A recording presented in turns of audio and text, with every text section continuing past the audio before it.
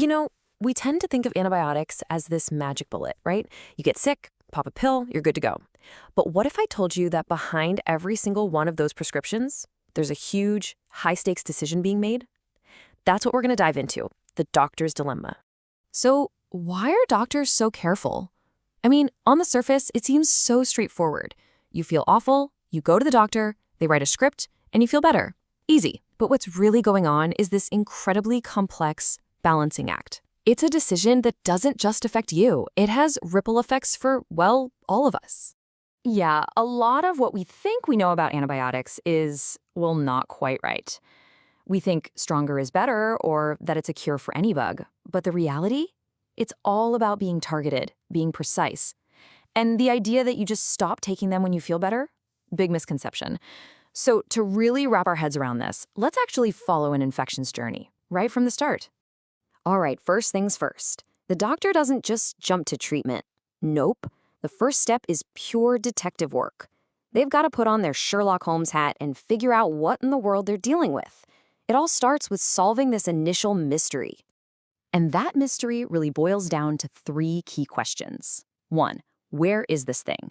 We talking lungs, urinary tract? The site is crucial. 2, who are we dealing with? Is the patient's immune system in top shape or do they have other conditions? And 3, the big one, what is the actual culprit? Is it a bacteria, a fungus? You have to define the pathogen. And getting samples before starting treatment? Oh, this is so important. See, if you jump the gun, especially with a really serious infection like, say, endocarditis, that's an infection in the heart, the antibiotics can actually hide the evidence. They can stop the bacteria from growing in the lab sample, which means you never figure out exactly what you're fighting. And you need that information for a treatment that's going to work. Okay, but here's the problem, right? Those lab results, the ones that tell you exactly what the bad guy is, they're not instant. They can take a day, 2 days, sometimes even 3. And when you've got a really sick patient in front of you, you can't afford to wait. So what do? You have to make an educated guess. This is what's called empiric therapy. It's basically the medical term for that first best guess. It's your first line of defense. You don't know the specific enemy yet, but you know the general type of enemy you're likely facing in this situation. So you use a broad-spectrum antibiotic, something that can cover a bunch of the most probable suspects. It really is like that detective casting a wide dragnet over the whole neighborhood. It's a calculated risk for sure, but it's an absolutely vital one. For someone who's critically ill, not starting treatment or starting the wrong treatment can have devastating consequences. So this wide net approach makes sure you're hitting the bad guys with something that works while you wait for the lab to give you a specific address. And then the call comes from the lab. They've got a positive ID. They've identified the specific pathogen. Now, the game changes.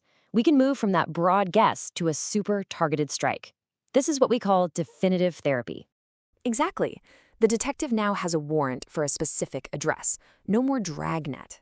Now you can switch to a narrow-spectrum antibiotic. Think of it as a sniper rifle instead of a shotgun. And this is so important. Why?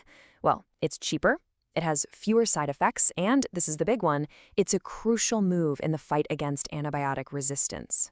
Okay, so we've identified the bug, and we've got our targeted weapon. We're done, right? Not so fast. Identifying the bug is really only half the battle. Now we have to make sure the drug is right for the person. There is absolutely no one-size-fits-all when it comes to antibiotics. You have to look at the whole person. How are their kidneys and liver doing? Those are the organs that process the drug. Age is a huge factor. Are they pregnant? And here's a really interesting one. Have they been on antibiotics recently? Because if so, whatever bug is causing the problem now might already be resistant to that last drug. All of this has to go into the calculation. And speaking of a patient's history, check this out. This is fascinating. It turns out that a huge number of people who say they have a penicillin allergy actually don't. We're talking maybe only 10 to 20% are truly allergic. Think about what that means. It means a lot of patients could be missing out on the best, most targeted drug for their infection because of a mistaken allergy. It just shows you how important getting a really good, detailed history is. All right, another piece of the puzzle is how the antibiotic works. Is it bactericidal or bacteriostatic? It's a fancy way of asking, does it kill the bacteria directly or does it just stop them from multiplying? Think of it like this. Bactericidal is the assassin that takes out the enemy.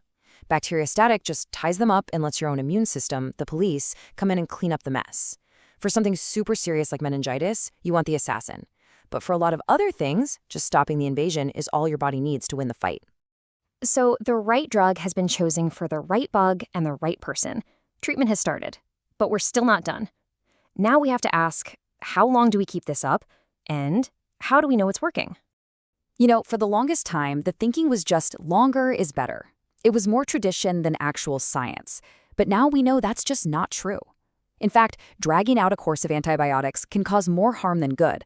More side effects, people stop taking them, and, you guessed it, more drug resistance. So the whole game now is about finding the shortest effective course of treatment. And look at this. This chart shows you exactly what I mean. For a simple UTI in women, what used to be a 7 or 10-day treatment is now often just 3 days. Community-acquired pneumonia? We're talking 5 days instead of 10 or 14. This isn't just a small tweak. This is a massive, evidence-based shift in how we approach treatment. So, all this detective work, the targeted therapy, the shorter courses, why all the fuss? Well, it's because when you zoom out, you see that every single one of these decisions isn't just about one person getting better. It's part of a huge global challenge. This is the big picture.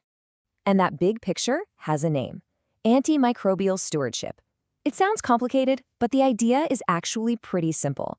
It's about being responsible stewards, or caretakers, of these amazing medicines.